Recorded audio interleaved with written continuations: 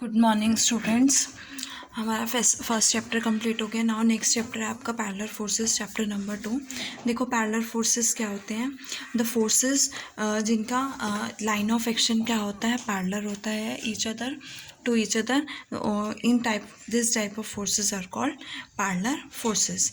जिनका जो line of action है वो पैरेलल होगा, वो क्या कहलाएंगे, पैरेलल फोर्सेस। पैरेलल फोर्सेस आपके पास, और इन पैरेलल फोर्सेस का रिजल्टेंट जो है हम पैरेललोग्राम लॉ ऑफ फोर्सेस से फाइंड आउट नहीं कर सकते हैं, बिकॉज ये इनके line of action, in forces के लाइन ऑफ एक्शन पैरेलल होते हैं और पैरेलल लाइंस कभी भी इंटरसेक्ट नहीं करती है, so that we can not find the resultant of these forces by parallelogram law of forces.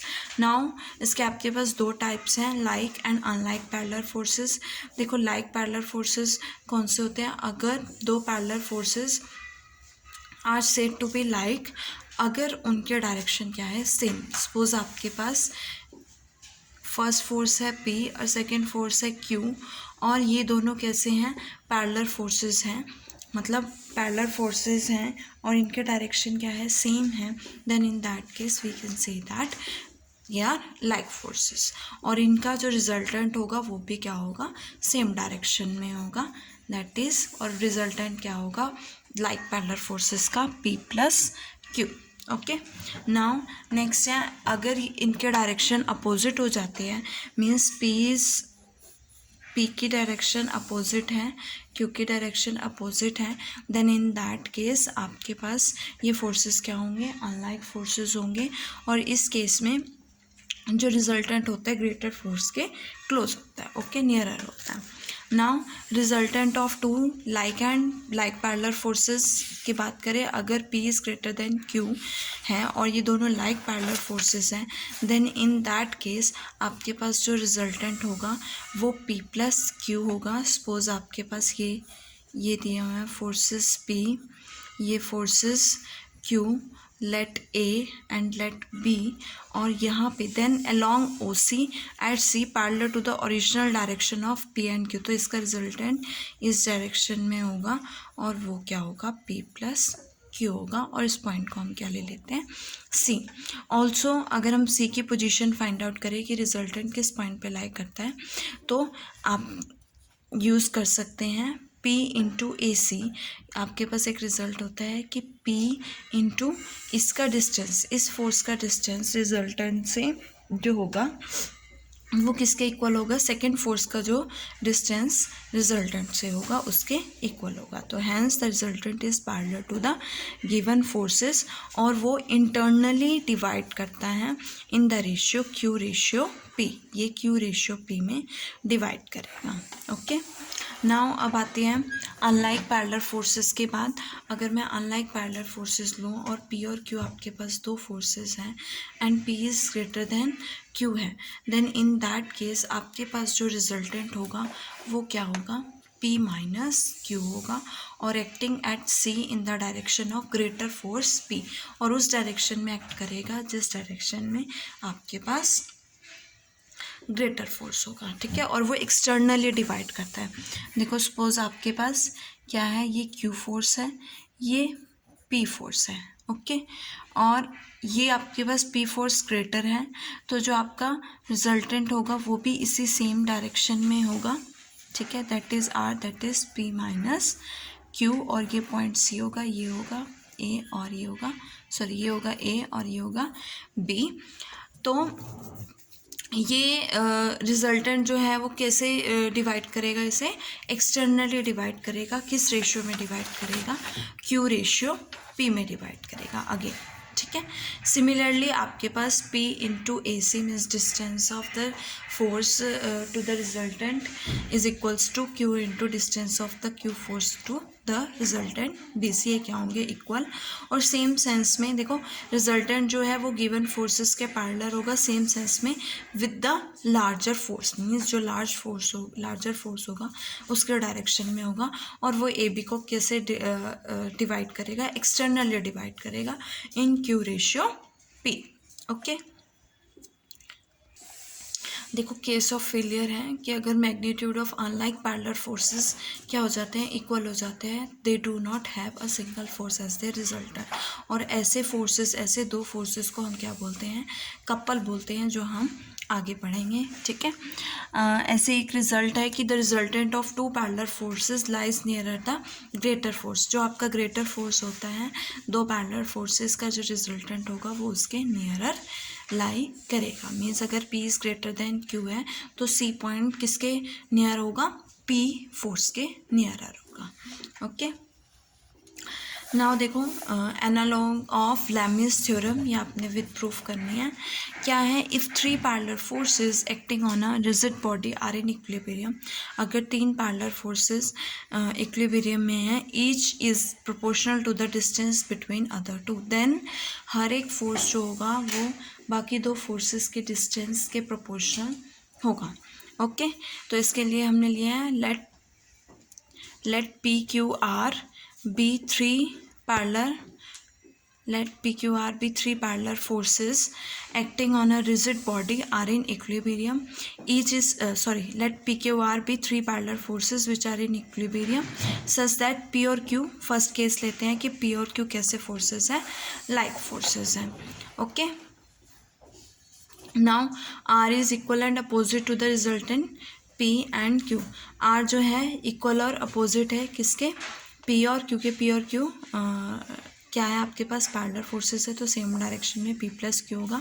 और अभी आपने किया है कि अगर parallel forces like parallel forces हैं तो आपके पास रिजल्टेंट क्या होगा, P प्लस Q होगा। ओके, और सेकेंड आपने रिजल्ट पढ़ा है P into A C is equals to Q into C B हो जाएगा। देखो यहाँ से P upon C B is equals to Q upon A C हो जाएगा।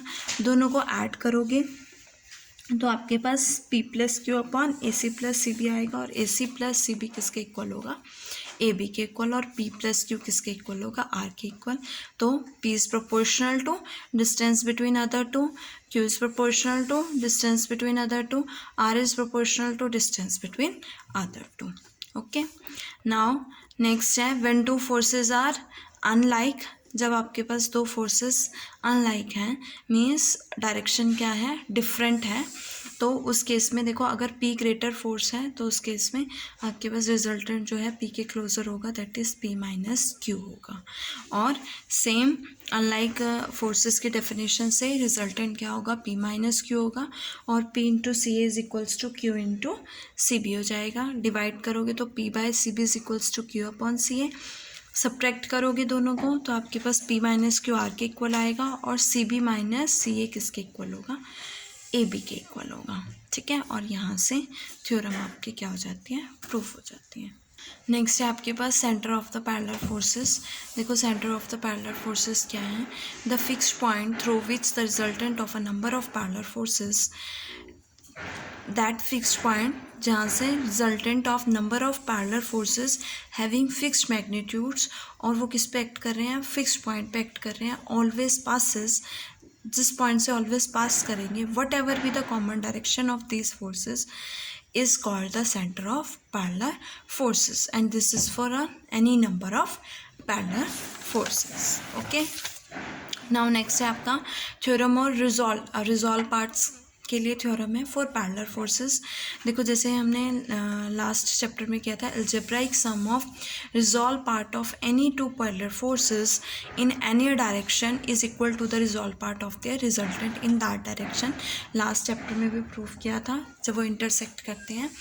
Okay, forces. अब यहाँ पे पैरेलल फोर्सेस की बात है, तो parallel forces either it be like और इट बी अनलाइक। तो फर्स्ट केस ले लेते हैं कि दो फोर्सेस P और Q हैं, लाइक हैं, तो लाइक फोर्सेस है तो रिजल्टेंट क्या होगा, R is equals to P plus Q। And algebraic sum क्या होगा इनका, देखो अगर ये एंगल अल्फ़ा है, ये अल्फ़ा है, ये अल्फ़ा है, तो क्या बनेगा, P cos alpha plus Q cos alpha, parallel lines हैं तो इनके कॉरस्पॉन्डिंग एंगल्स होंगे तो क्या होंगे, वो इक्वल होंगे। सो अगर पी फोर्स हॉरिजॉन्टल के साथ अल्फ़ा एंगल बनाता है तो क्यू भी क्या बनाएगा, अल्फ़ा बनाएगा, और आर भी क्या बनाएगा, अल्फ़ा बनाएगा। ओके, तो यहाँ से क्या आएगा, P cos alpha plus Q cos alpha, यहाँ से cos alpha common, P plus Q क्या होगा, आर होगा, that is R cos alpha, that is resolve part of the resultant R along O X. Now unlike forces की बात करते हैं तो R is equals to P minus Q होता है, ठीक है। अब यहाँ से देखो ये अल्फ़ा है, ये अल्फ़ा है, आपके पास ये क्या आएगा, algebraic sum of resolved parts of P and Q along OX के along लेना है, और ये आपके पास Q फोर्स है, तो ये क्या बनेगा, देखो फर्स्ट फोर्स आपके पास P है, तो P एक्स एक्सिस के साथ अल्फ़ा एंगल बना रहा है, Q क्या बनाएगा, Q फोर्स ये है, तो यहाँ से वो हॉरिजॉन्टल के साथ क्या एंगल बनाएगा, दैट इज़ 180, और प्लस अल्फ़ा क्या बनेगा, 180 plus alpha, and cos 180 plus alpha क्या होता है, minus cos alpha, that is P cos alpha minus Q cos alpha common, तो P minus Q cos alpha आएगा, is equals to R cos alpha, that is resolve part of the resultant R along O X. Okay, so algebraic sum of the resolved part of any two forces acting on a rigid body in any direction, वो किसके equal होता है, resolved part of the resultant in that direction, ठीक है। और इस theorem के दो पार्ट्स है, व्हेन द फोर्सेस इंटरसेक्ट जो आपने फर्स्ट चैप्टर में किया, और व्हेन द फोर्सेस पैरेलल जो आपने इस चैप्टर में अभी किया है। ओके, सिमिलरली आपके पास जनरलाइज थ्योरम है, मीन्स आपके पास दो फोर्सेस थे, अब आपके पास अगर नंबर ऑफ फोर्सेस आ जाते हैं, suppose n coplanar parallel forces आ जाते हैं, in that case also resolved part of the forces along each direction is equals to the resultant of that force, is all part of resultant in that direction are equal. Okay, algebraic sum किसके equal होगा, resultant के resolve part के equal होगा। Now example number 1 है आपके पास, देखो find the resultant of two unlike parallel forces 40 newton and 5 newton acting A point and B point, unlike parallel forces हैं रिस्पेक्टिवली, ए बी क्या है आपके पास 40 सेंटीमीटर है। अब आपने थ्योरम किया है कि जो आपके फोर्सेस होते हैं, ठीक है, अगर 3 पैरेलल फोर्सेस हैं तो उन वो फोर्सेस जो हैं वो किसके प्रोपोर्शनल होंगे, उनके distance between the other 2 forces के प्रोपोर्शनल होंगे, है ना। तो अब यहाँ से आर क्या होगा, R is equals to 40 minus 5, because ये दोनों अनलाइक पैरेलल फोर्सेस है, तो अनलाइक पैरेलल फोर्सेस के केस में रिजल्टेंट क्या होता है, पी माइनस क्यू होता है, तो आपके पास 40 माइनस 5 क्या आएगा, 35 आएगा। यहाँ से 40 is proportional to distance between other two, that is B C, 5 is proportional to distance between other two A C, और R is proportional to distance between other two, that is A B. तो आपके पास ये क्या आएगा, 40 centimetre है, centimetre को metre में चेंज करोगे 40/100। ओके, इन दोनों को इक्वेट करोगे, आपके पास ए सी की वैल्यू क्या आएगी, 40/7 centimetre. Hence the magnitude of resultant क्या है आपके पास, 35 न्यूटन है एक्टिंग एंड सी, और डिस्टेंस क्या है 40/7 सेंटीमीटर है ए से। ओके,